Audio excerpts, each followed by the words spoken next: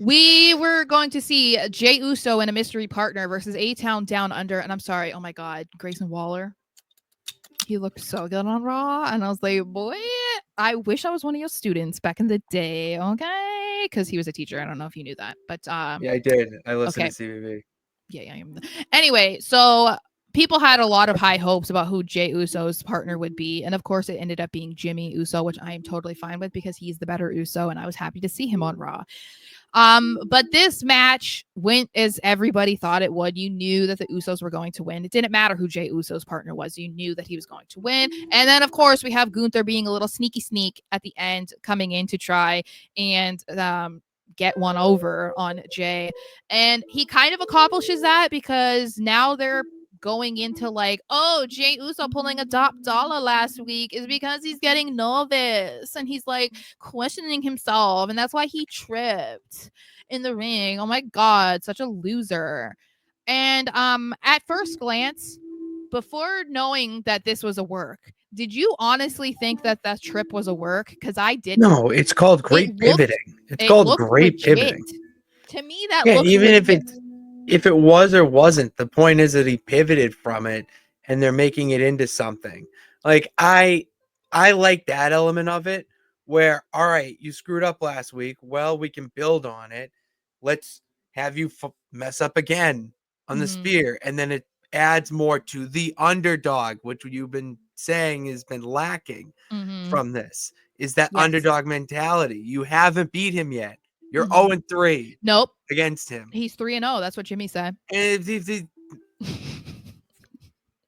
I'm 3-0 against Gunther. He's 0-3 against. He's 0-3 against Gunther career.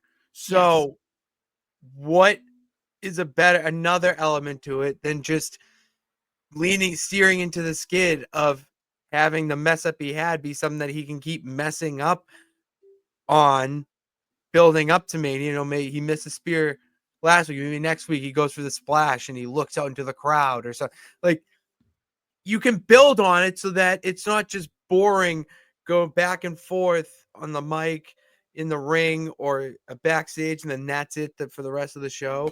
You can do more with it, and that's something that's the beauty of wrestling. What do you think about Jimmy kind of like trying to set him straight, being like, yeah, you're not going to beat Gunther if you keep doing this or you keep getting in your head. But he also was like basically telling him all this yeet stuff is not working. Like, you can't, that's not the Jey Uso that is going to beat Gunther. We need to go back to the main event. Yeah, Jey correct. Uso I era. like that. So what does that mean though? Is he going to like abandon the yeet? Are we gonna, well, no, I don't mean completely, but I'm saying like over these next few weeks, are we gonna see like a little bit more of a serious side of Jey? Because if he's trying to like internalize what Jimmy is saying, okay, you know, all of this flashy stuff and the fun and the like whatever you're doing right now isn't going to work, like are we gonna actually see him trying to counter that? Or yeah, we'll see him do. We're gonna see him have a more serious undertone. He's still gonna come up from the crowd and do that fun stuff, but everything is going to have a serious undertone with it, so that it shows that he's locked in. If for now it seems that he has just been in that funk of doubting himself and I'm just one step behind. Or, yeah, he's beating A-Town Down Under, but Gunther's right there on his tail. You're going to see a switch pop off where it's go time, and you'll eventually, it's going to be with the entrance. It's going to be how he portrays himself in the ring. He may not do all that as much into the clap up.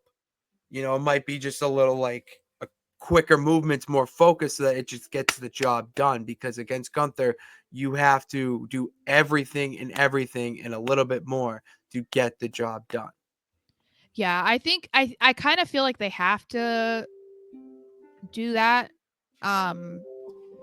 because I think that there are people out there that are not just big Gunther fans like me, and not necessarily like not Jey Uso fans, but they don't. Jey Uso isn't It's not their somebody favorite wrestler. right, that It's they are different. going to doubt the credibility of that guy beating that guy. You know what I mean? Like, if you're just a Mhm. casual fan and you're watching WrestleMania, you see Gunther come out all serious with that title, whatever, and then you see this guy come out like jumping around and neon and whatever. No one would ever think that dude is about to win. So I feel like they kind Mhm. of do need to figure out a balance to make him feel like a more legitimate threat to Gunther. Like, I hate it. I absolutely hate every second of it, but it is something that they have to do because I feel even if you are a long-term wrestling fan, it doesn't sit well with you to think that that's the guy Mhm. that's going to dethrone him, because it's like it should be somebody who does have a little bit more of a serious tone to them. Um, but we'll see. I'm intrigued, you know? Like, I don't really Mhm. care about the Jey Uso stuff, but like I am kind of intrigued about like how they're going to go about this, because this is what we were talking about, you know, where I was like, he needs to be more of an underdog. And I kind of Mhm. don't love that it's being forced a little bit right now, but Nah, I better mean, this is what happens with pivots. better late It than may never, I seem forced, guess. but it's that. Look at what a pivot got us.